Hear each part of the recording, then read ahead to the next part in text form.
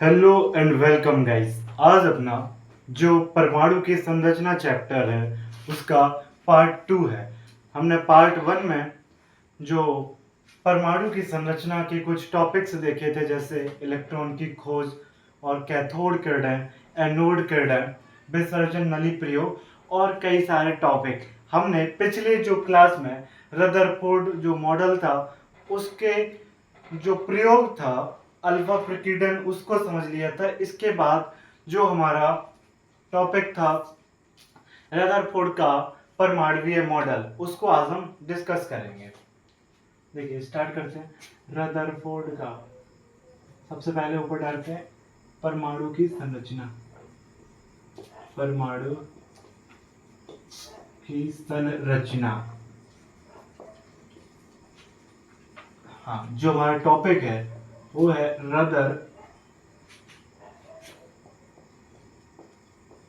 Rutherford का परमाणुीय model.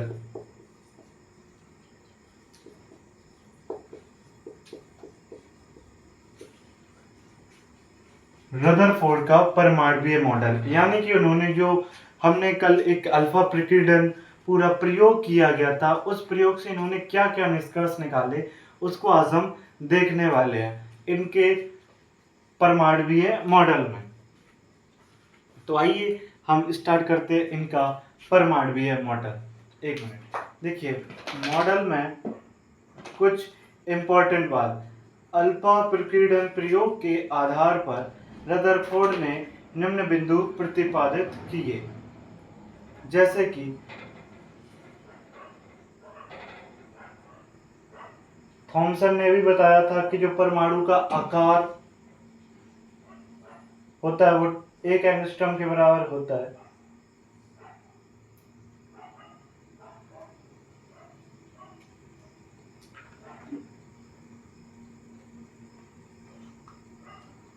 इन्होंने कहा था कि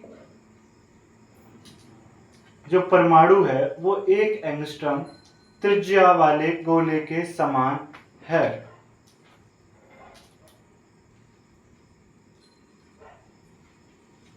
इन्होंने कहा था कि जो परमाणु है वो 1 एंगस्ट्रॉम त्रिज्या वाले परमाणु के मतलब एक गोले के समान है। आइए देखते हैं। देखिए पहला पॉइंट जो है, परमाणु 1 एंगस्ट्रॉम त्रिज्या वाले गोले के समान है। किसके समान है? 1 एंगस्ट्रॉम।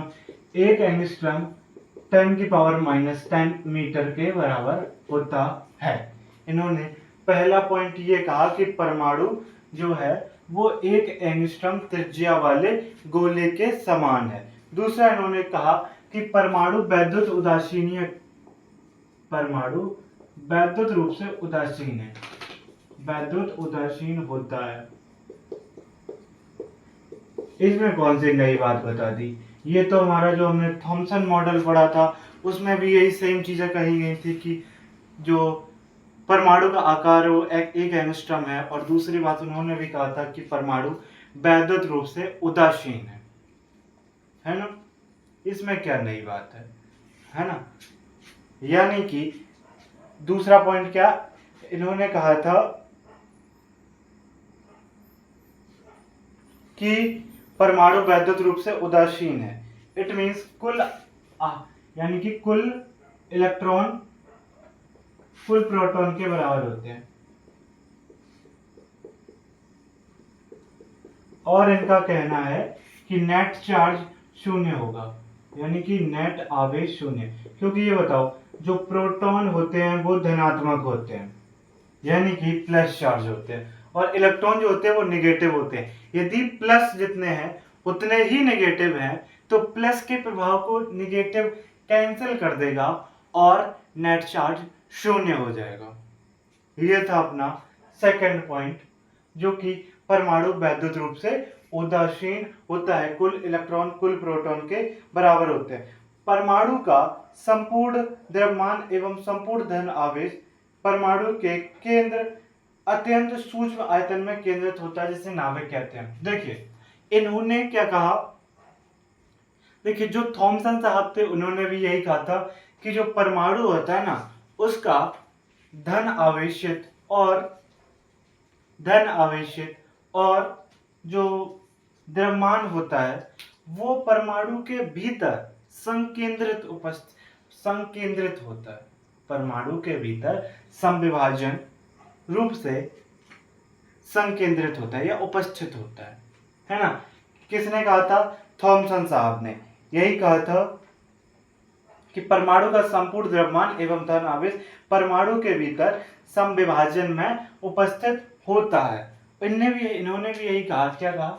तीसरा पॉइंट इनका यह है कि परमाणु का संपूर्ण धन आवेश और जो द्रव्यमान है वो परमाणु के केंद्र में अत्यंत सूक्ष्म आयतन में उपस्थित है, जिसे क्या कहते हैं? नाभिक। देखो देखिए परमाणु का संपूर्ण धन आवेश एवं द्रव्यमान परमाणु के केंद्र में, किसके केंद्र में? परमाणु के केंद्र में अत्यंत सूक्ष्म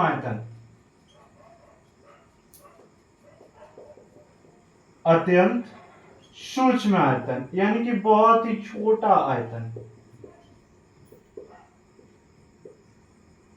आयतन में संकेंद्रित होता है।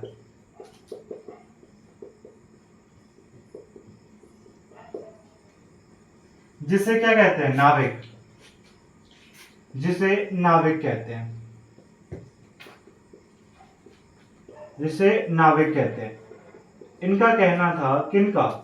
रदरफोर्ड का। इन्होंने अल्फा प्रकीर्णन प्रयोग हमने कल पिछले लेक्चर में देखा था। उसके अनुसार इन्होंने देखा कि जो धन आवेश है और द्रव्यमान है वो केंद्र में स्थित है ना।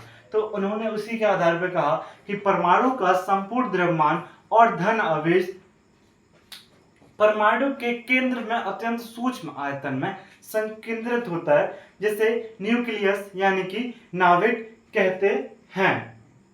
I hope it will be clear, है ना। इसके बाद देखिए हमारा जो ये हो जाने के बाद जो यही अपने परमाणु इन्होंने इतने ही अपने अल्फा प्रकीर्णन के प्रयोग से इतने पॉइंट दिए। किसने? हमारे रदरफोर्ड ने, है ना। और इन्होंने ये कहा कि अगर परमाणु की त्रिज्या जो होगी, देखो आपको 2 पॉइंट याद रखने हैं। कौन कौन से? देखो जो परमाणु की त्रिज्या है ना, वो r परमाणु, यदि आपसे परमाणु की त्रिज्या पूछी जाए तो 10⁻⁻10 मीटर, और r ऑफ न्यूक्लियस की त्रिज्या पूछी जाए तो 10⁻⁻15 मीटर होती है। ये आपको हो गया कंफर्म? ठीक है। इनका मॉडल कुछ इस प्रकार था। देखिए यहाँ पर डायग्राम से समझिए। ऐसा देखिए, ऐसा इन्होंने ऐसा कहने का तात्पर्य ये था, इन्होंने कहा कि यहाँ पर प्रोटॉन यानी कि धन आवेशित कण उपस्थित होते हैं, जिसे इन्होंने क्या कहा? नाभिक कहा। नाभिक। क्या कहा? नाभिक। और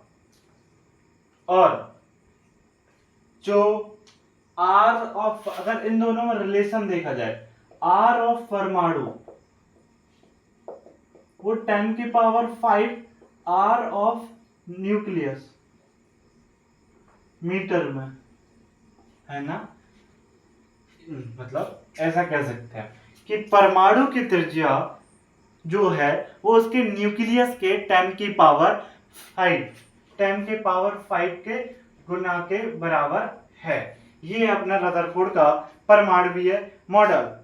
ठीक है। इसके बाद देखिए रदरफोर्ड के परमाणु मॉडल की कुछ कमियां हैं, क्योंकि इसमें भी कुछ कमियां हैं। उन कमियों को आइए समझते हैं। आई होप आपको ये पूरा परमाणु मॉडल ये कहता है कि जो परमाणु की त्रिज्या होती है वो 1 एंगस्ट्रॉम के गोले के, या कह सकते हैं कि परमाणु 1 एंगस्ट्रॉम गोले के समान होता है। दूसरा पॉइंट इन्होंने ये कहा कि जो परमाणु होता है वो वैद्युत रूप से उदासीन है, यानी कि इलेक्ट्रॉन की जो संख्या है वो प्रोटॉन की संख्या के बराबर है, यानी कि नेट चार्ज 0 है। तो तीसरा पॉइंट, परमाणु का संपूर्ण धन आवेश और द्रव्यमान परमाणु के केंद्र या परमाणु के केंद्र में अत्यंत सूक्ष्म आयतन में उपस्थित होता है, जिसे नाभिक कहते हैं। इन्होंने कुछ इस प्रकार से कहा, और जो परमाणु की त्रिज्या 10⁻⁻10 मीटर और जो नाभिक की त्रिज्या वो 10⁻⁻15 मीटर। और अगर हम परमाणु की त्रिज्या और नाभिक की त्रिज्या में रिलेशन देखें तो R ऑफ परमाणु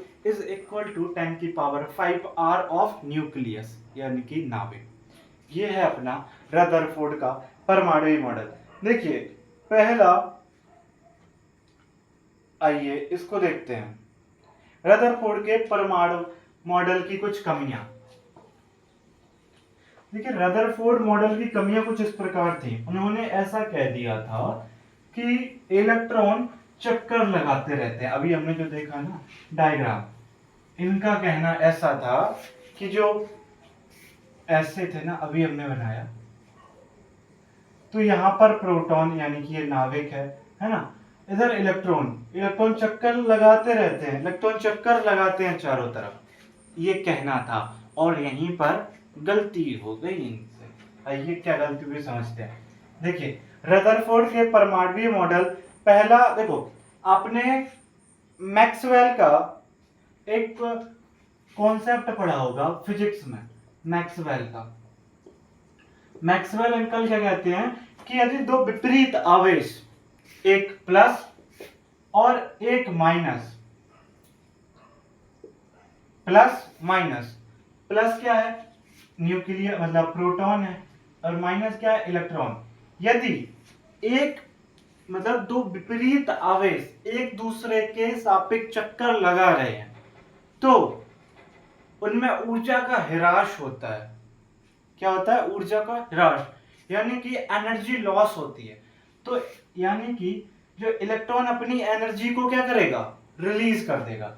और आप एक चीज जानते होंगे कि जब एनर्जी को रिलीज करेगा यानी कि एनर्जी कम करेगा तो वो एनर्जी छोड़ता चला जाएगा। तो कुछ इस प्रकार, जैसे इलेक्ट्रॉन ये है, यहां पर एक इलेक्ट्रॉन था, क्या था, इलेक्ट्रॉन, तो ऐसा ऐसा ऐसा ऐसा ऐसा, एक सेकंड इसको सही से बनाते हैं एक बार और।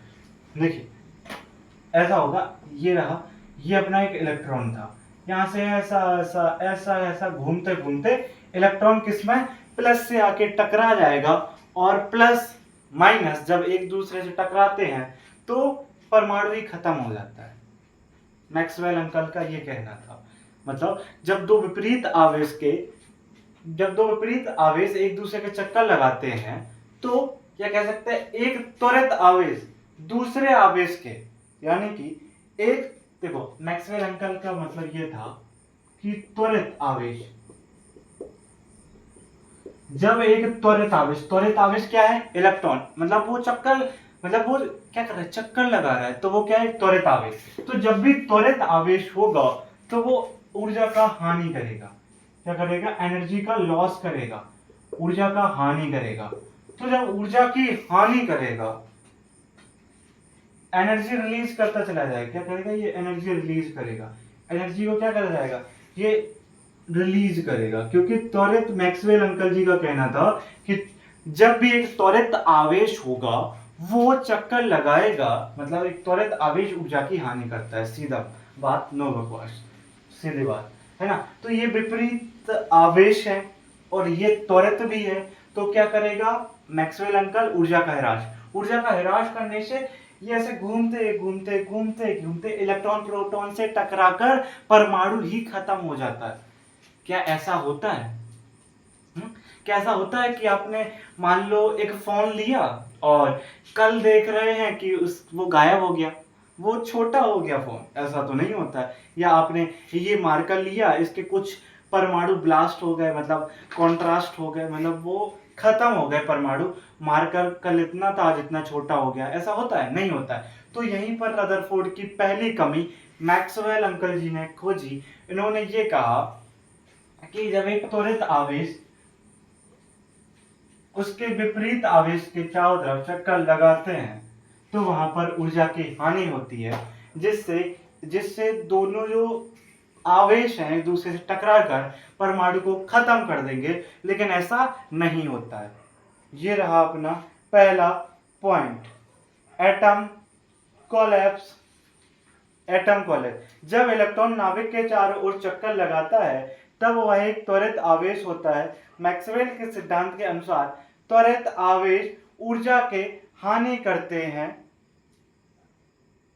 तथा इस प्रकार इलेक्ट्रॉन की ऊर्जा कम होती जाएगी एवं अंततः वह नाभिक से टकरा जाएगा। इस प्रकार परमाणु अस्थायी होगा, परंतु हम जानते हैं कि परमाणु स्थायी होता है, कि इससे इस पूरे प्रक्रम को एटम कोलैप्स कॉम्प्लेक्स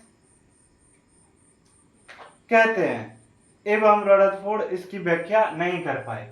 क्या कहने का तात्पर्य, जब एक त्वरित आवेश चक्कर लगाता है तो वहां पर जो ऊर्जा हानि होती है और ऊर्जा हानि के बाद जो इलेक्ट्रॉन है वो प्रोटॉन से, या कह सकते हैं जो इलेक्ट्रॉन है वो अंततः नाभिक से टकरा जाता है, जिससे परमाणु अस्थायी हो जाता है। परंतु हम जानते हैं परमाणु स्थायी है ना।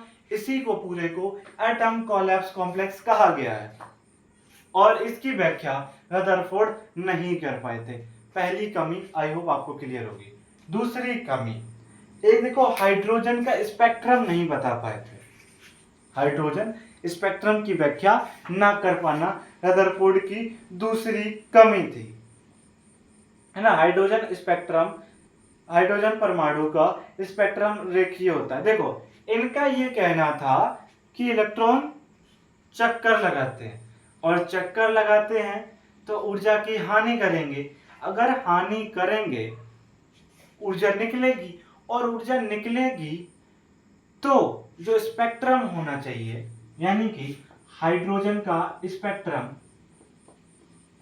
हाइड्रोजन स्पेक्ट्रम वो क्या होना, सतत होना चाहिए, बट ऐसा नहीं होता है। हाइड्रोजन का स्पेक्ट्रम रेखीय होता है। कैसा होता है? रेखीय स्पेक्ट्रम,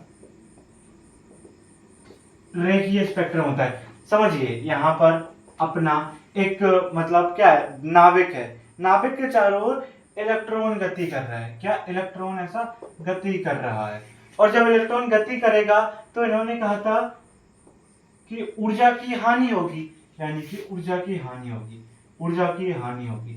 तो ऊर्जा की हानि को अगर एक स्पेक्ट्रम पर देखते हैं तो कुछ इस प्रकार का स्पेक्ट्रम हमें कैसा दिखाई देता है, एक रेखीय, एक रेखा की तरह दिखाई देता है। कैसा? ऐसा। लेकिन अकॉर्डिंग टू दिस कॉन्सेप्ट, किसके? रदरफोर्ड का मॉडल के अनुसार ये तो रेखीय होना चाहिए, क्योंकि ऊर्जा का हानि लगातार होती रहती है। लेकिन जब हमने स्पेक्ट्रम को बनाया तो वो कुछ इस प्रकार का आया, ऐसा नहीं आया। लेकिन रदरफोर्ड का कहना था कि ऐसा आएगा, बट इन रियलिटी में ऐसा आया। तो कहने का तात्पर्य ये है, रदरफोर्ड की दूसरी कमी, रदरफोर्ड की कमियों में दूसरी कमी जो है वो ये है कि ये हाइड्रोजन स्पेक्ट्रम की व्याख्या नहीं कर पाए थे। सीधी बात है ना। कहने का तात्पर्य, यदि इलेक्ट्रॉन लगातार ऊर्जा की हानि कर रहा है तो स्पेक्ट्रम सतत होना चाहिए। रदरफोर्ड इसकी व्याख्या नहीं कर पाए, लेकिन लेकिन स्पेक्ट्रम कैसा आया? रेखीय आया। इसकी व्याख्या रदरफोर्ड नहीं कर पाए। तो ये है अपना रदरफोर्ड अंकल जी का पूरा समापन। अब इसके बाद हम कुछ क्वेश्चन करेंगे जो अभी तक हमने पढ़ा है उसी से रिलेटेड। जितने भी क्वेश्चन हो सकते हैं, हमने कोई भी एग्जाम हो, there is no decided exam, क्योंकि ये जो लेक्चर है वो जितने भी क्वेश्चन हो सकते हैं इस टॉपिक से उसको कंप्लीट करने की कोशिश करी है, बस सीधी बात है ना। अपन आते हैं 30 क्वेश्चन है, उनको डिस्कशन कर लेते हैं। इस टॉपिक पर 30 क्वेश्चन हैं जो कि अच्छे ठीक ठाक हैं, उनको आइए देखते हैं, है ना। आइए डिस्कशन करते हैं। आइए कुछ क्वेश्चन को डिस्कस करते हैं। देखिए, एक मिनट, क्वेश्चन देखते हैं, एक सेकंड। अभी मैं क्वेश्चन के लिए, देखिए ये कुछ अच्छे लेवल के क्वेश्चंस हैं। एक ब्राइटनेस थोड़ी ज़्यादा है आई थिंक। ये कुछ अच्छे लेवल के क्वेश्चन हैं जिनको हम डिस्कस करेंगे। ठीक ठाक क्वेश्चन है, आइए इनको हम डिस्कशन करें। देखिए पहला क्वेश्चन है proton, question number first, proton तथा इलेक्ट्रॉनों के द्रव्यमान का अनुपात बताइए। देखिए अब हम जो अभी तक हमने टॉपिक पढ़े हैं उस टॉपिक पर जो ठीक ठाक क्वेश्चंस है उनको हम डिस्कशन करते हैं। Question practice. देखिए क्वेश्चन नंबर फर्स्ट क्या है, क्वेश्चन नंबर फर्स्ट क्या है, प्रोटॉन तथा इलेक्ट्रॉन के द्रव्यमान का अनुपात बताओ। देखिए प्रोटॉन का अगर हम द्रव्यमान की बात करें m प्रोटॉन, तो वो कितना होता है, कितना होता है 1.67 इंटू 10 की पावर माइनस का 27 kg। और जल्दी जल्दी क्वेश्चन करेंगे। ठीक है, इलेक्ट्रॉन का अगर हम द्रव्यमान करें तो 9.1 इंटू 10 की पावर माइनस का 31 kg, ये अपना किसका, इलेक्ट्रॉन का द्रव्यमान हो जाएगा। अगर आप दोनों का मास किसका पूछा गया, प्रोटॉन का द्रव्यमान, और आपको मैं यहां पर क्वेश्चन लगा दूंगा। हाँ, जो द्रव्यमान इसका अपॉन इसका अगर हम दोनों का करेंगे तो 1.67 10 की पावर माइनस का 27 अपॉन 9.1 इंटू 10 की पावर माइनस का 31 kg, इससे ये हटाएंगे नीचे जीरो आएगा। तो अगर मैं इसको ऊपर लेके जाऊं तो 7 4 11 यानी 10 की पावर 4 बचेगा। और अगर मैं यहाँ पर देखूं तो 167 अपॉन 910, अगर मैं यहाँ पर 0 पॉइंट करूं अगर लगाऊं तो ये 1670 होगा। और 910 यानी कि 1820 एक बार जाएगा, एक बार जाएगा, एक बार जाने के बाद यानी कि 910 और 1670 यानी कि सीधा सीधा 760 है ना, 760, क्योंकि आप 910 760 करेंगे, 0 6 7 9 7 16, बिल्कुल राइट। कितना बचेगा 760। 760 बचने के बाद यदि आप एक और पॉइंट लगाएंगे तो 9 8 72, 8 बार जाएगा तो 10 की पावर 4। अगर इस देखिए एक आप पॉइंट को समझिए, यदि आप पॉइंट को इस तरफ कर रहे हैं, पॉइंट को किस इस तरफ अगर ले जा रहे हैं तो उस उतनी ही घात को माइनस करने पड़ेगा। यदि आप एक पॉइंट इधर ले जाना चाहते हैं तो 10 की पावर -1 करना पड़ेगा। तो कितना आ जाएगा 1.8 इंटू 10 की पावर 3। ये अपना पहला क्वेश्चन का राइट आंसर हो जाएगा। देखिए जो अपना क्वेश्चन नंबर फर्स्ट है उसका right answer option number B, V. पहले का कितना देगा बी। इसके बाद देखिए सेकंड क्वेश्चन पे बढ़ते हैं। जो अपना सेकंड क्वेश्चन है वो क्या कह रहा है, सेकंड क्वेश्चन, हीलियम नाभिक में होता है। हीलियम नाभिक में क्या होता है, पहला ऑप्शन 4 प्रोटॉन 2 न्यूट्रॉन तथा 2 प्रोटॉन या फिर 4 न्यूट्रॉन। क्वेश्चन नंबर 2 क्या कह रहा है कि जो हीलियम नाभिक, हीलियम नाभिक यानी कि देखो नाभिक में क्या होता है, प्रोटॉन और इलेक्ट्रॉन बाहर होते हैं, है ना। और अगर हम हाइड्रोजन के बाद हीलियम की बात करें, इसमें कितने इलेक्ट्रॉन होते हैं, 2 इलेक्ट्रॉन होते हैं। यानी कि अगर नाभिक की बात की जाए तो ये 2 इलेक्ट्रॉन निकल जाए, तो इलेक्ट्रॉन के निकल जाने के बाद क्या बचेगा नाभिक, यानी कि He2+ की बात कर रहा है हमें, इसकी यही है हीलियम नाभिक। तो हमें इसी में बताना है, इसी के बारे में, हीलियम न्यूक्लियस यानी कि हीलियम नाभिक के बारे में। देखिए हीलियम नाभिक में क्या क्या होता है, अगर हम देखें इलेक्ट्रॉन कितने हैं, 0 हो गए, इलेक्ट्रॉन कितने 0। अगर हम बात करें प्रोटॉन, देखिए प्रोटॉन कितने होते हैं 2, कितने, क्योंकि इसके जेड कितना है 2 है, जेड बोले तो इसका परमाणु क्रमांक 2 है, तो जेड प्रोटॉन कितने हो जाएंगे 2। और अगर हमें न्यूट्रॉन निकालना है तो a - जेड, ए कहने का तात्पर्य है इसका परमाणु द्रव्यमान 4 - 2 यानी कि न्यूट्रॉन संख्या 2 है। तो कॉन्सेप्ट मतलब जो अपना राइट आंसर हो जाएगा वो 2 न्यूट्रॉन तथा 2 प्रोटॉन, इसका option C. Question number third कह रहा है परमाणु का नाभिक बना होता है। परमाणु का नाभिक किससे मिलकर बना होता है? परमाणु का नाभिक बना होता है, परमाणु का नाभिक बना होता है। क्वेश्चन नंबर 3 क्या कह रहा है? परमाणु का नाभिक बना होता है। देखिए ये होता है नाभिक, नहीं छोटा सा बनाते हैं, नाभिक छोटा होता है, मतलब फिर भी इतना बड़ा होना नाभिक। और ये क्या है? नाभिक, न्यूक्लियस। और न्यूक्लियस में क्या क्या उपस्थित होते हैं? अभी आप पता होगा आपको, प्रोटॉन और न्यूट्रॉन। क्या होता है? Proton plus neutron. यानी कि जो नाभिक में क्या क्या उपस्थित होता है? प्रोटॉन और न्यूट्रॉन। देखो प्रोटॉन और न्यूट्रॉन, ऑप्शन ए ही इसका सही हो जाएगा। Option A is the right answer. इसके बाद देखिए क्वेश्चन नंबर 4 क्या कह रहा है? प्रोटॉन के संबंध में कौन सा कथन सत्य है? यानी कि हमें बताना है कि प्रोटॉन्स के संबंध में कौन सा कथन सत्य है।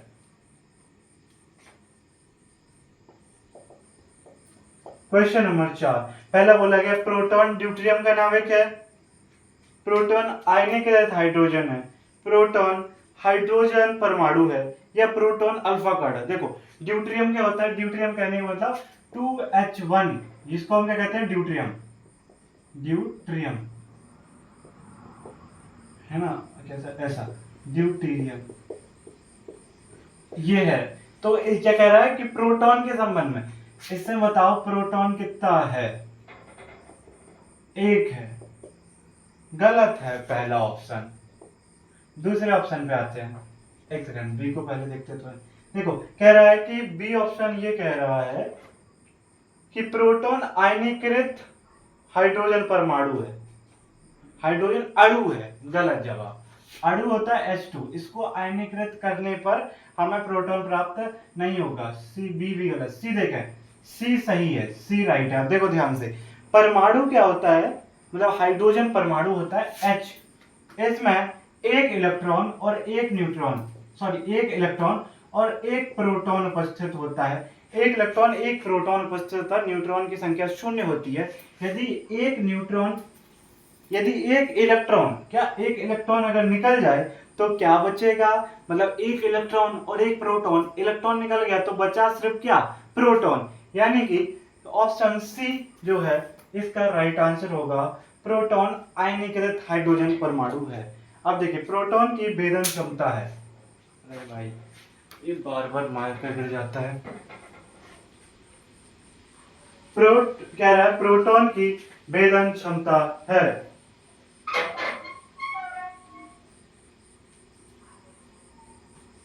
देखिए प्रोटॉन की भेदन क्षमता, देखिए भेदन क्षमता कहने का तात्पर्य है भेद, मतलब जैसे भेदन क्षमता, लाइक आप एक छुरा ले लो और एक मेटल ले लो जो कि बहुत ज्यादा चौड़ी हो। बताओ आप चाकू से किसी चीज को ज्यादा अच्छे से भोंक सकते हैं या फिर ऐसी चौकोर चीज हो उससे भोंक सकते हैं? आप कहोगे चाकू से अच्छे से किसी चीज को भेद सकते हैं, लेकिन मेटल से नहीं भेद सकते हैं। मतलब कोई चौकोर वस्तु है उससे आप अच्छे से नहीं भेद सकते हैं, इसलिए इसकी भेदन क्षमता कम है। तो देखो पहला बोला गया प्रोटॉन की भेदन क्षमता। समझो जो क्वेश्चन नंबर 5 बोला गया है भेदन क्षमता के बारे में। देखो जो प्रोटॉन की भेदन क्षमता होती है, देखो चूंकि प्रोटॉन का द्रव्यमान अधिक होता है, किससे? इलेक्ट्रॉन से। इसका द्रव्यमान अधिक होता है इसीलिए इसकी भेदन क्षमता कम होती है। और इलेक्ट्रॉन का द्रव्यमान कम होता है इसीलिए इसकी भेदन क्षमता अधिक होती है,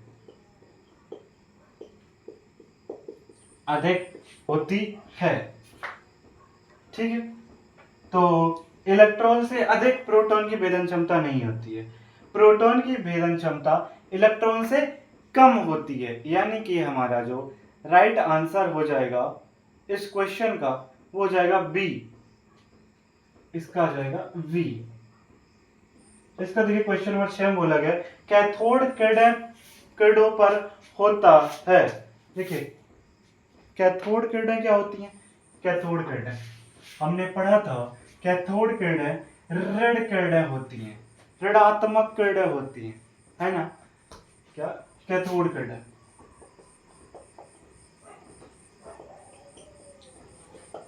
कैथोड किरणें, किरणों में होता है, क्या होता है, पहला बोला है केवल द्रव्यमान। ये बताओ कैथोड किरणें बेसिकली थी क्या, इलेक्ट्रॉन, इलेक्ट्रॉन पर तो द्रव्यमान भी होता है,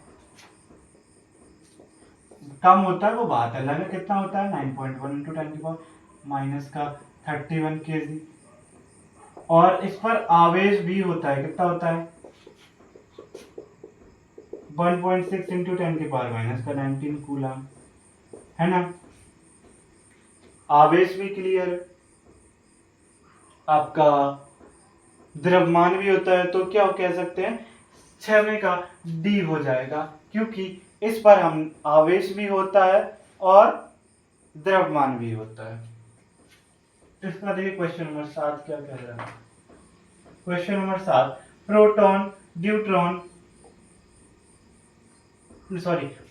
और न्यूट्रॉन को संयुक्त रूप से क्या कहा जाता है। देखो आप लिख लो नोट पॉइंट में क्वेश्चन नंबर 7 को, कि जो न्यूक्लियॉन होता है, न्यूक्लियॉन होता है, वो होता है इलेक्ट्रॉन, नहीं, नाभिक, नाभिक में क्या होता है, प्रोटॉन होता है और न्यूट्रॉन होता है, प्रोटॉन प्लस न्यूट्रॉन, प्रोटॉन और न्यूट्रॉन के योग को क्या कहते हैं, न्यूक्लियॉन। यही तो पूछा गया है, तो क्या हो जाएगा इसका, डी ऑप्शन राइट हो जाएगा, कि प्रोटॉन और न्यूट्रॉन के संयोजन को क्या कहते हैं, न्यूक्लियॉन। ठीक है, इसको देखिए नेक्स्ट क्वेश्चन को, क्वेश्चन नंबर 8, न्यूट्रॉन की खोज बहुत देर से क्यों हुई। देखिए न्यूट्रॉन की खोज, न्यूट्रॉन क्या होता है, न्यूट्रॉन न्यूट्रल चीज है, उस पर ना तो धनात्मक होता है और ना ही ऋणात्मक होता है, यानी कि ऑप्शन पहला बोला गया न्यूट्रॉन नाभिक में रहते हैं, अरे यार ऐसा तो कोई चीज नहीं, नाभिक में रहते हैं लेकिन ये रीजन नहीं था। दूसरा देखो न्यूट्रॉन अस्थायी कण है, आई थिंक ये भी गलत होगा, न्यूट्रॉन आवेशहीन है, बिल्कुल राइट, देखो सी राइट होगा, क्योंकि वो न्यूट्रॉन न्यूट्रल है, उस पर ना तो कोई आवेश है, ना तो धनात्मक आवेश है और ना ही ऋणात्मक आवेश है। यही कारण है कि देखो जब हमने ट्यूब लगाई हुई थी तो उसमें हमने प्लस ऊपर लगाया था, मतलब इधर नीचे नेगेटिव लगा दिया था, तो जो कैथोड किरणें थी, कैथोड किरणें मतलब नेगेटिव किरणें धनात्मक की तरफ आकर्षित हो रही थी, और जो एनोड किरणें थी वो इधर नेगेटिव की तरफ आकर्षित हो रही, तो हमें पता चल गया नेगेटिव धनात्मक की तरफ, मतलब धनात्मक ऋणात्मक की तरफ आकर्षित होता है और ऋणात्मक धनात्मक की तरफ आकर्षित होता है ना। तो इससे हमने पता लगा लिया था कि ये प्रोटॉन और न्यूट्रॉन खोज आसानी से हो गई थी, लेकिन न्यूट्रॉन इसलिए पीछे रह गया क्योंकि इस पर कोई आवेश ना होने की वजह से इसको यहां पर देखा ही नहीं जा सका, इसके बारे में कोई सवाल ही उत्पन्न नहीं हो पाया। इसके बाद देखिए क्वेश्चन नंबर 9, क्वेश्चन नंबर 9 कह रहा है प्रोटॉन की खोज किसके द्वारा की गई। देखो मैंने आपको एक ट्रिक बताई थी, ईट पग नाचो, प्रोटॉन खोज किसने की, गोल्डस्टीन ने, प्रोटॉन खोज गोल्डस्टीन, ऑप्शन सी। तो क्वेश्चन 10 कह रहा है कि कोई यह अनुमानित करता है कि प्रोटॉन का उच्च है। देखो इसके लिए आपको थोड़ा सा कॉन्सेप्ट देखना पड़ेगा। ये क्वेश्चन ठीक है, अच्छा क्वेश्चन है, मस्त 10वां क्वेश्चन, प्यारा क्वेश्चन। देखिए 10वें क्वेश्चन में आपको थोड़ी सी थ्योरी एक्सप्लेनेशन समझना पड़ेगा। क्वेश्चन नंबर 10 क्या कह रहा है कि कोई यह अनुमानित करता है कि प्रोटॉन का उच्च होता है। क्या प्रोटॉन का क्या उच्च होता है, प्रोटॉन का उच्च होता है। ऑप्शन ए क्या दे रखा है, ऑप्शन ए आयनन विभव, ऑप्शन बी त्रिज्या, ऑप्शन सी आवेश, या ऑप्शन डी जलीय ऊर्जा। देखिए इसके लिए आपको छोटी चीज देखनी पड़ेगी। सबसे पहले प्रोटॉन यानी कि H+, है ना, क्योंकि प्रोटॉन में क्या होता है, इलेक्ट्रॉन एक प्रोटॉन एक इलेक्ट्रॉन निकल गया, बचा क्या, प्रोटॉन। तो ये बेसिकली है क्या, प्रोटॉन, है ना। हाँ तो सबसे पहले प्रोटॉन का आकार, त्रिज्या, मतलब आकार बेसिकली त्रिज्या अत्यंत छोटा होता है और उस पर +1 आवेश होता है, इसलिए इसका आवेश घनत्व बहुत अधिक होता है। देखो कॉन्सेप्ट ऐसा है कि जो प्रोटॉन होता है वो उसका आकार या फिर त्रिज्या, आकार या फिर त्रिज्या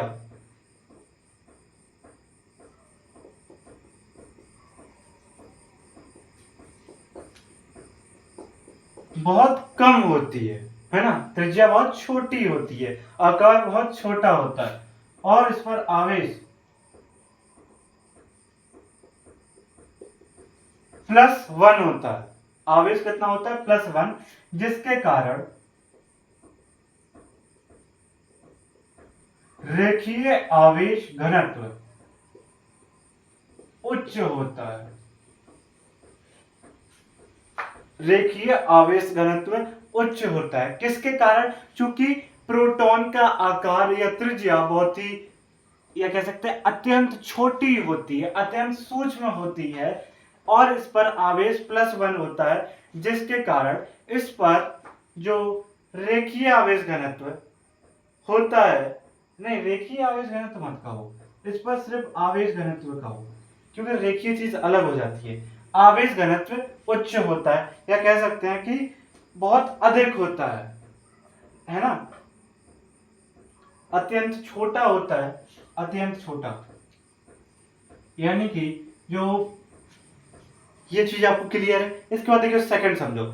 इसी कारण प्रोटॉन H2O के अणुओं को बहुत अधिक आकर्षित करता है और आसानी से जलयोजित हो जाता है, अर्थात प्रोटॉन की जलयोजन ऊर्जा अधिक होगी।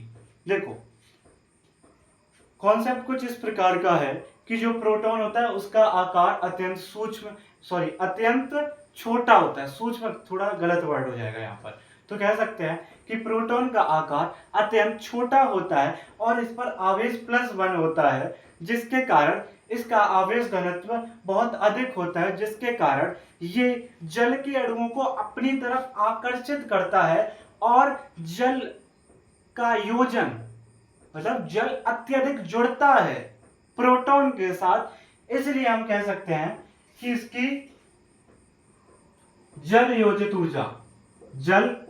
ऊर्जा अधिक होगी। जल योजित ऊर्जा अधिक होगी, है ना। ठीक है, इसके बाद देखिए नेक्स्ट क्वेश्चन, यानी कि इसका ऑप्शन डी हो जाएगा राइट आंसर। 11वां क्वेश्चन क्या कह रहा है? एक सेकंड। इसकी जलयोजन ऊर्जा उच्च होती है, किसकी? प्रोटॉन की। क्यों? क्योंकि इसका आकार बहुत छोटा होता है और +1 आवेश, रेखीय आवेश घनत्व अधिक, जल के अणुओं को आकर्षित करने के साथ इसके साथ जोड़ता है, जिसके कारण जलयोजन ऊर्जा उच्च होती है। क्लियर? इसका देखिए नेक्स्ट टॉपिक, मतलब नेक्स्ट क्वेश्चन कह रहा है, क्वेश्चन नंबर कितना? हाँ 11, क्वेश्चन नंबर 11। अच्छा ठीक ठाक, बढ़िया क्वेश्चन। क्वेश्चन नंबर 12, कौन सा कथन सत्य है? पहला, इलेक्ट्रॉन की गतिज ऊर्जा इसके संवेग के वर्ग के व्युत्क्रमानुपाती होता है। देखिए काइनेटिक एनर्जी, आपको ये चीजें याद रखनी होंगी।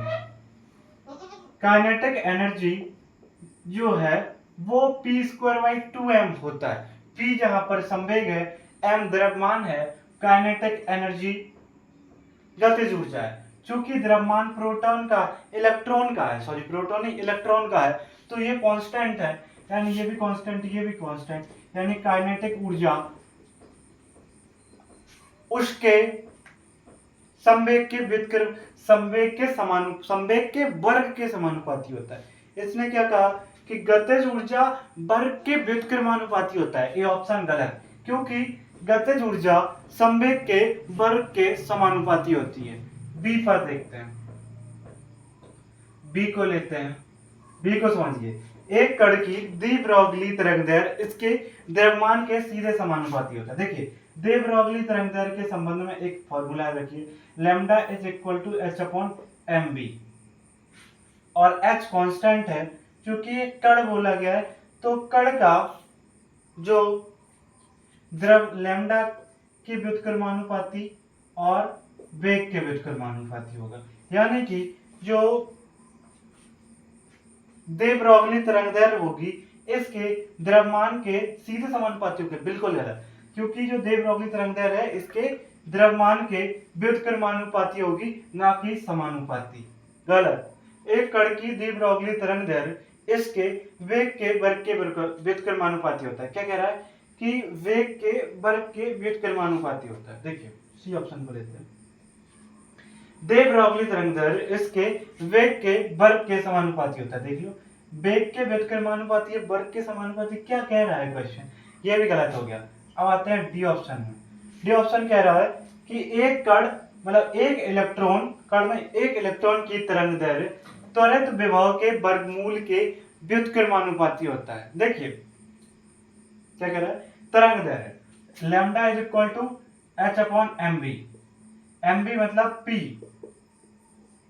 और यहां से P देखा जाए तो रूट ऑफ 2 इधर जाएगा M और के ई, और एक फॉर्मूला होता है K E is equal to q into we.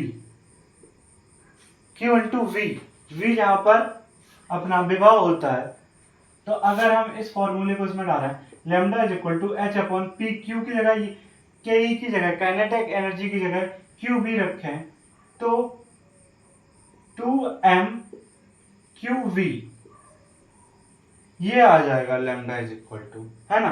तो अब हमें यहां से दिख रहा है कि ये कांस्टेंट, ये कांस्टेंट, ये कांस्टेंट, ये कांस्टेंट, तो लैम्डा जो है वो दूरी के वर्गमूल के, सॉरी दूरी के नहीं, जो तरंगदैर्घ्य है वो विभव के वर्गमूल के व्युत्क्रमानुपाती है। तो तरंगदैर्घ्य विभव के वर्गमूल के सीधे समानुपाती है। ना ना ना ना, जो तरंगदैर्घ्य है ना, इलेक्ट्रॉन की जो तरंगदैर्घ्य है वो वर्गमूल के, मतलब किसके वर्गमूल, विभव के वर्गमूल के व्युत्क्रमानुपाती है, ना कि समानुपाती।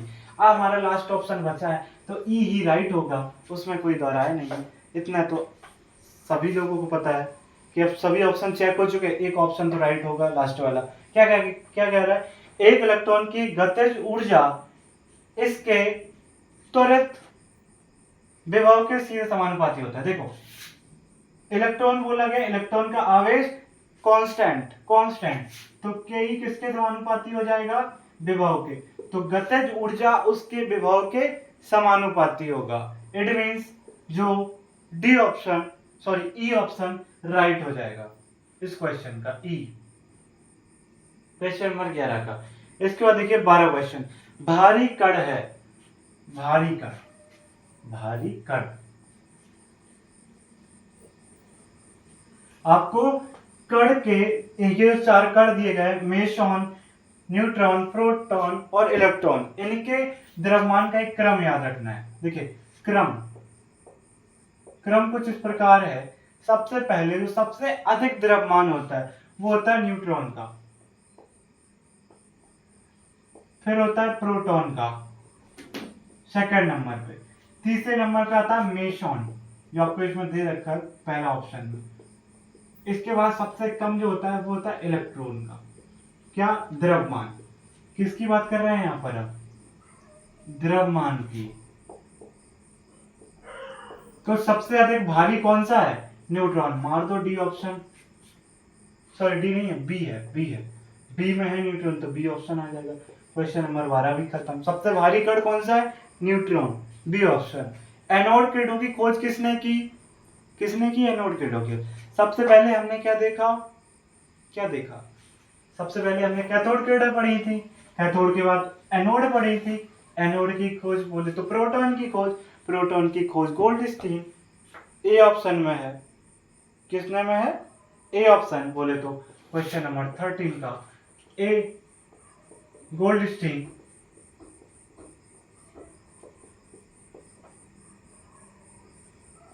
क्वेश्चन नंबर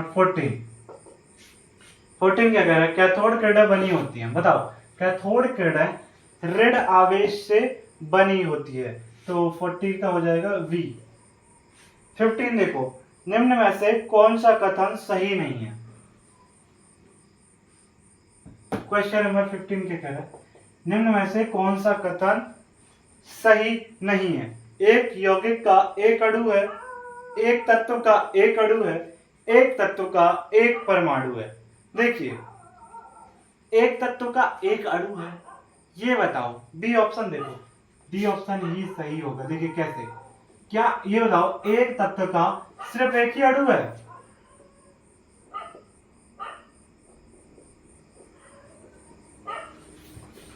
सोचिए, क्या एक तत्व का सिर्फ एक ही अणु है? देखो, मान लो हमारा ऑक्सीजन एक है, ऑक्सीजन के तो कई सारे अणु हो जाते हैं। O2 हो गया, O3 ओजोन है ना? तो ऑक्सीजन एक क्या है? तत्व है। तो एक तत्व का एक अणु कहाँ है? ये तो दो अणु हो गए, यानी कि बी ऑप्शन गलत होगा। शायद गलत ही पूछा गया था। हाँ, कौन सा ऑप्शन सही नहीं है? तो बी ऑप्शन सही नहीं है कि एक तत्व का केवल एक ही अणु होगा। क्वेश्चन नंबर 16, क्वेश्चन नंबर 16 को देखते हैं। एक परमाणु के नाभिक का द्रव्यमान, सॉरी, एक परमाणु के नाभिक का घनत्व, द्रव्यमान नहीं, rho of nucleus, rho of nucleus, rho बोले तो घनत्व। देखिए, किसी का भी घनत्व निकालना हो तो वो होता है द्रव्यमान अपॉन आयतन, द्रव्यमान अपॉन आयतन। और जो नाभिक का द्रव्यमान होगा वो क्या होता है? नाभिक में होता है एक प्रोटॉन होते हैं और न्यूट्रॉन होते हैं। और प्रोटॉन का द्रव्यमान कितना होता है? दोनों का लगभग समान होता है, यानी कि हम कह सकते हैं एक का होता है 1.6 इंटू 10 की पावर माइनस का 19, दूसरे का भी इतना होता है, तो कह सकते हैं 2 इंटू 1.67 इंटू 10 की पावर 19, सॉरी 27, द्रव्यमान पूछा ना।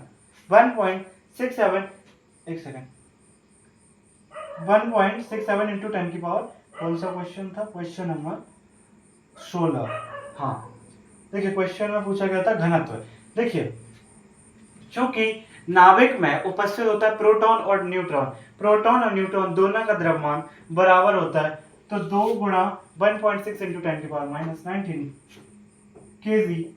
और जो आयतन होता है गोले का, क्योंकि नाभिक क्या है? गोला है, उसका आयतन क्या होता है? 4/3, पाई की होती है 22/7, या कह सकते हैं 3.14। आर होता है, अच्छा त्रिज्या बताओ। अभी हमने देखा नाभिक की त्रिज्या कितनी होती है? आर ऑफ न्यूक्लियस 10 की पावर माइनस का 15 मीटर, तो यहाँ पर हम रखेंगे। और क्यूब होता है 2, तो ये देखो, इससे ये लगभग 1 है ना, 1। और देखा जाए तो 3 का 3 को 12, 1.4 समथिंग, यानी कि एक बार 14 देखेंगे तो पॉइंट लगाएंगे, 0 आएगा, 300, फिर एक 0 लगाएंगे, 3 को 12, मतलब 1.04 आ रहा है समथिंग, है ना? तो ये हो जाएगा 10 की पावर माइनस का 45। ठीक है, जब इसे ऊपर लेके जाएंगे तो कितना बचेगा? 18। जब हम इसको ऊपर लेके जाएंगे तो ये प्लस का हो जाएगा। और 27 और 18 कितना होता है? 8 7 15, 1 2 2 4, 45, यानी कि ये सीधा सीधा मतलब 4, अगर मैं इससे 4 का मल्टीप्लाई करना जाऊंगा तो 4.16 हो जाएगा, 4.16। ये हो गया। 2 से जब इसको डिवाइड करेंगे तो 2.08 आएगा, है ना? तो इससे इसको डिवाइड करेंगे तो देखिए हमारा जो निकल के आ रहा है इधर 10 की पावर 18, कितना? 18, एक सेकंड, 10 की पावर 18। ऑप्शन को देखते हैं एक बार, ऑप्शन में देखते हैं। ऑप्शन क्वेश्चन नंबर 16, ऑप्शन जो है 10 की पावर, देखिए अगर मैं इसे सॉल्व करूं, कितना? 167208, पॉइंट से पॉइंट हट जाएगा तो देखो 0 पॉइंट ये हो जाएगा 1670 और दूरवट 16 लाइक कितने बार जाएगा, कहीं कोई गड़बड़ तो नहीं हो रही है, देखो एक बार 2.08 4 से मल्टीप्लाई हुआ इसका 1.67 208 है ना 1670, मतलब आगे तो वैल्यू 2.4 ही आएगी, इसका आंसर ये हो जाएगा। अब उसको सॉल्व करके देखिएगा, ऐसा ही होगा, थोड़ी कैलकुलेशन में थोड़ी सी मिस मैच हो रही है, आप यहाँ से देख सकते हैं 2.4 इंटू 10 की पावर 17 kg पर मीटर क्यूब अपना हो जाएगा इसका राइट आंसर। ठीक है, यहाँ से आप कैलकुलेशन करेंगे तो आपका ये आ जाएगा। इसके बाद देखिए नेक्स्ट क्वेश्चन 17वां, सी ऑप्शन इसका राइट था, लेकिन तरीका यही है, कैलकुलेशन आप कर सकते हैं, है ना, कैलकुलेशन में टाइम वेस्ट ना करते हुए E अपॉन एम का अनुपात, E अपॉन एम का अनुपात का निर्धारण निम्न ने किया। अच्छा ये बताओ, विसर्जन नली प्रयोग किसने किया था? J Thomson. तो जे थॉमसन ही थे जिन्होंने E बाई एम को देखा, यानी कि अपना जो क्वेश्चन नंबर 17 हो जाएगा उसका राइट आंसर ए हो जाएगा, J Thomson. Question number 18, question number 18 देखो, एक परमाणु में किसी इलेक्ट्रॉन की नाभिक से औसत दूरी इस कोटि की हो सकती है। देखो क्या कह रहा है कि इलेक्ट्रॉन की नाभिक से ये कितनी होती है, आर परमाणु 10 की पावर माइनस का 10 मीटर, यानी कि option number C 8 of C, sorry 18 of C, है ना, 18 का क्या हो जाएगा सी।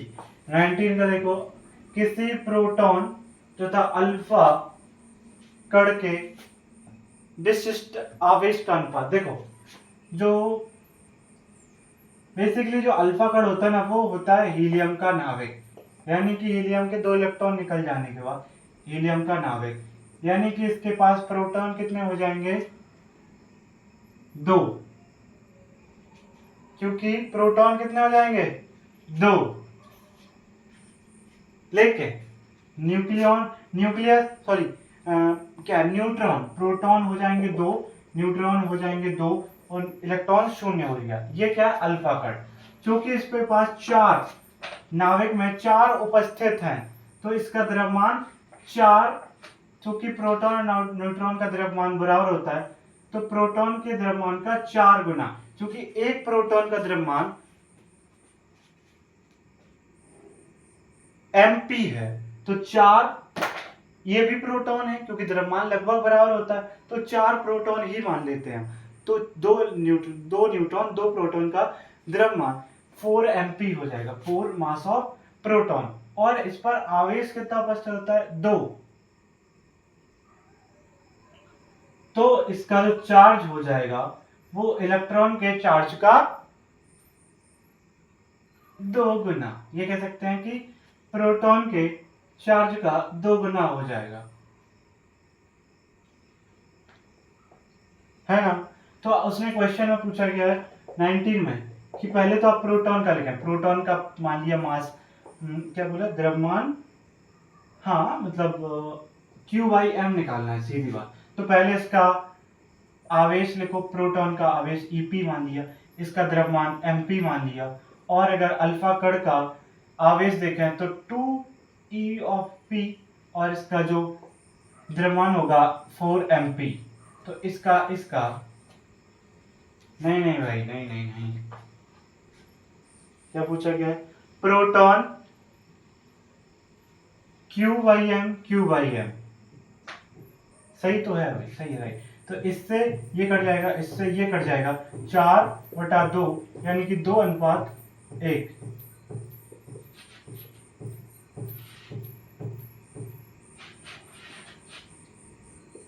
2:1 आ गया इसका इसका राइट आंसर, यानी कि 19 का ए हो जाएगा।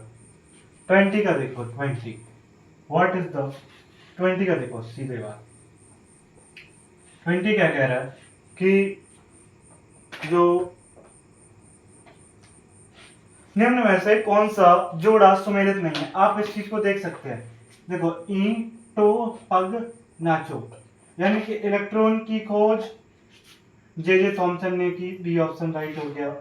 न्यूट्रॉन की खोज चैडविक ने की, तो सी ऑप्शन राइट हो गया। प्रोटॉन की खोज, देखो समझो समझो ध्यान से सोचो, प्रोटॉन का खोज में कुछ श्रेय रदरफोर्ड को भी जाता है, समझ रहे।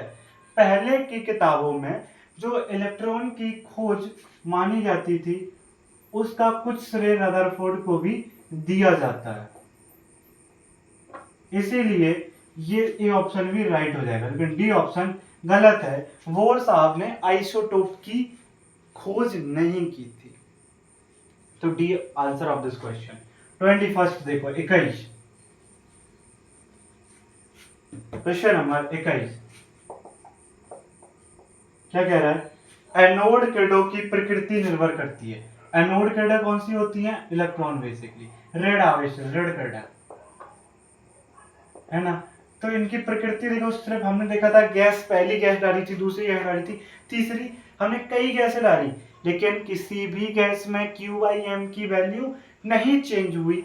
इट मींस ये गैस की प्रकृति पर निर्भर नहीं करता, इलेक्ट्रोड की प्रकृति पर भी निर्भर नहीं करता,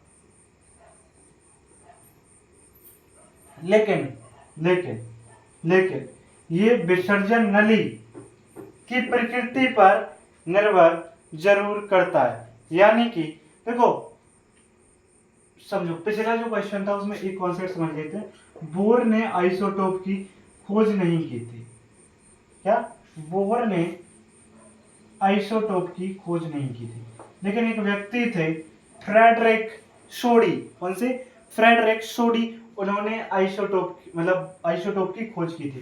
किसने, फ्रेडरिक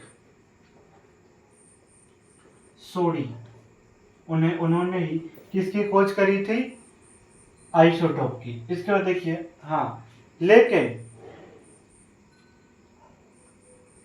ओ भाई भाई भाई भाई गलत गलत हो गया पूरा, मैंने समझा ये कैथोड किरण है, नहीं नहीं बिल्कुल गलत। देखिए सॉरी सॉरी सॉरी, यहाँ पर देखिए ये एनोड किरण है, एनोड किरण मतलब धन किरण है।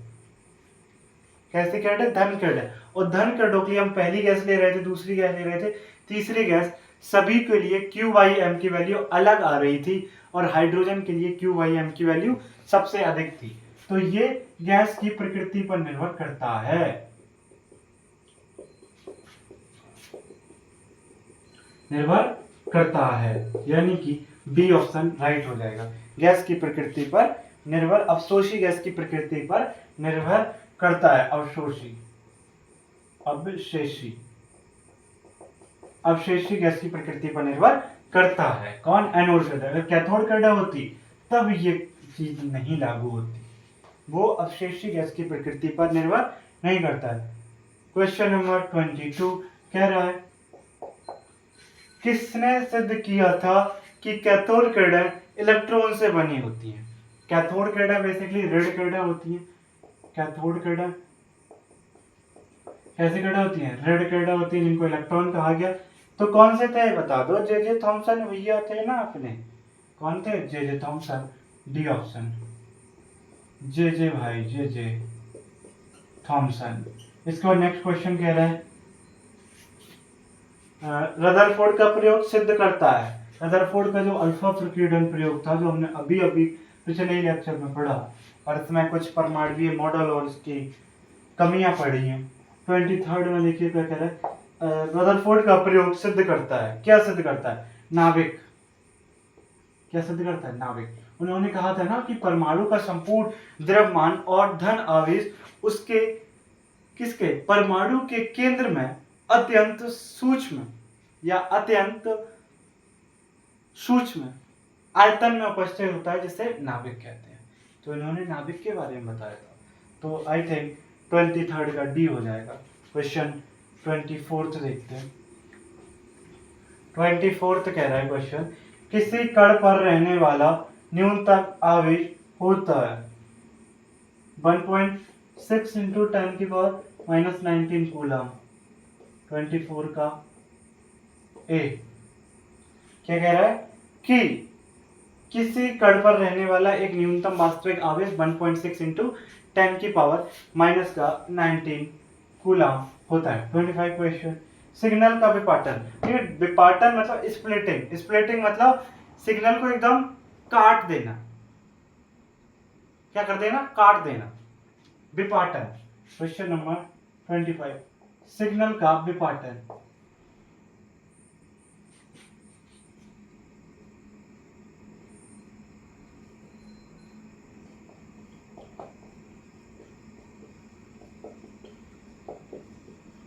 ठीक है, सिग्नल का विपाटन, स्प्लिटिंग किसका? सिग्नल का। किससे होता है? क्या लगता है आपको? देखिए, जो स्प्लिटिंग होता है, चूंकि हम जानते हैं प्रोटॉन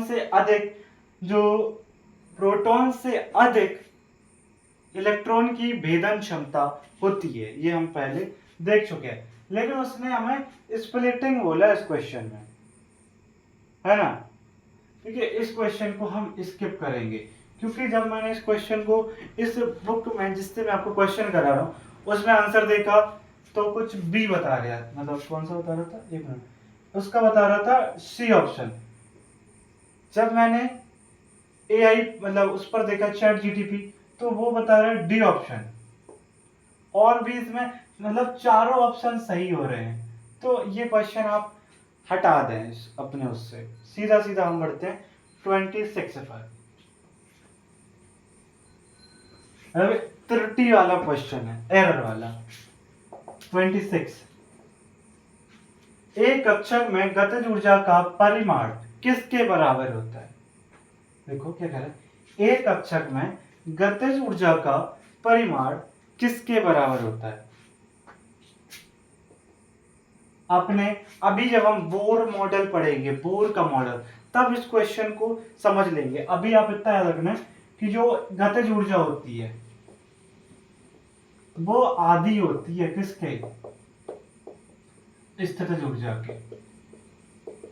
बस ये चीज आप अभी ध्यान रख लीजिए, जो स्थितिज ऊर्जा होती है वो गतिज ऊर्जा की आधी होती है। तो गतिज ऊर्जा स्थितिज ऊर्जा का आधा, यानी कि 26 का ए हो जाएगा, राइट।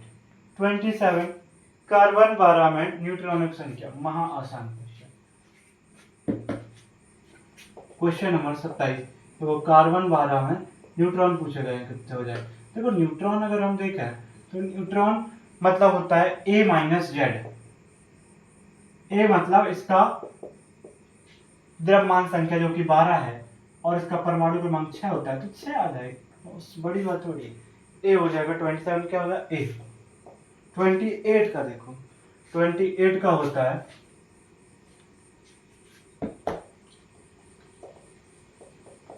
इलेक्ट्रॉन और प्रोटॉन के द्रव्यमान का अनुपात।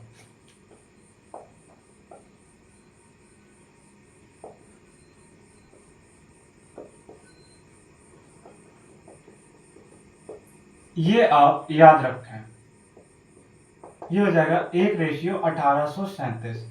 सीधा सीधा सी ऑप्शन राइट हो जाएगा। आप करके भी देख लीजिए, इसका द्रव्यमान रखिए, मैंने आपको बता दिया इलेक्ट्रॉन का द्रव्यमान कितना होता है, आप जानते हैं 9.1 इंटू 10⁻³ kg, और ये कितना होता है 1.67 इंटू 10⁻⁻27 kg। आप देख लीजिएगा, इसको सॉल्व करके 1 रेशियो 1837, मतलब अप्रॉक्स 18 प्लस आएगा, है ना। तो option C is the right answer of this question.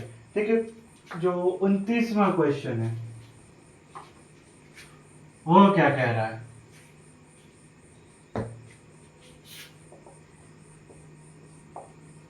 देखिए, प्रकथन मतलब कैथोड किरणें सीधी रेखाओं में नहीं चलती हैं, हमने देखा था। कैथोड किरणें मतलब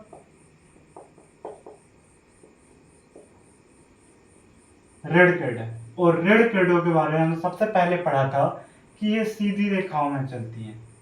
कैसी? सीधी रेखाओं में। तो इसका प्रकथन ही गलत हो गया। कैथोड किरणें मोटी परत को मोटी चादरों को भेदती है, ये भी गलत है। तो सीधा सीधा इसका राइट आंसर दोनों ही गलत है, डी हो जाएगा राइट। किसका? 29 का डी ऑप्शन। क्योंकि हमने क्या पढ़ा था, अगर वो भेदती तो सीधी बात कि वो नहीं बेचती हैं, क्योंकि हमने इसको देखा है, अभी पढ़ा है, इसके बाद क्वेश्चन कर रहे हैं। ठीक है, इसका देखिए 30 क्वेश्चन प्रक्वथन और कारण पर ही डिपेंड है। कैथोड किरणें अल्फा किरणों की धारा होती है। भाई कुछ भी, कैथोड किरण अल्फा किरणों की, ये तो अलग अलग चीजें नहीं हो गई। अल्फा किरण एक अलग चीज है, कैथोड किरण एक अलग चीज है। तो प्रक्वथन यहाँ पर तो गलत है। देखो बोला गया उच्च दाब, यह उच्च दाब मतलब कैथोड किरण उच्च दाब पर किया था, नहीं 10⁻³ ये प्रेशर था ना, वो 10⁻, नहीं, क्योंकि 10⁻³ तो वोल्टेज था, 10⁻⁵ mm ऑफ Hg, क्या ये दाब था, तो उच्च दाब था नहीं, यहीं से कारण भी गलत हो गया, यानी कि इसका डी ऑप्शन राइट हो जाएगा। प्रक्वथन और कारण दोनों गलत है। ये हो गए हमारे 30 क्वेश्चन। कल हम जो परमाणु संख्या और जो द्रव्यमान संख्या और जो इसकी जो परमाणु प्रजातियां हैं इसके बारे में देखेंगे, है ना, उसके बारे में डिस्कशन करेंगे। आज के लिए इतना ही। हम नेक्स्ट जो क्लास होगी उसमें ये जो नेक्स्ट टॉपिक है उन पर डिस्कशन करेंगे, और दूसरी बात उससे रिलेटेड बहुत सारे क्वेश्चन करेंगे। हर एक टॉपिक को पढ़ाने के बाद दूसरे लेक्चर में उसके बहुत सारे अच्छे अच्छे क्वेश्चन करेंगे, जिससे हमारी प्रैक्टिस हो। तब तक के लिए जय हिंद।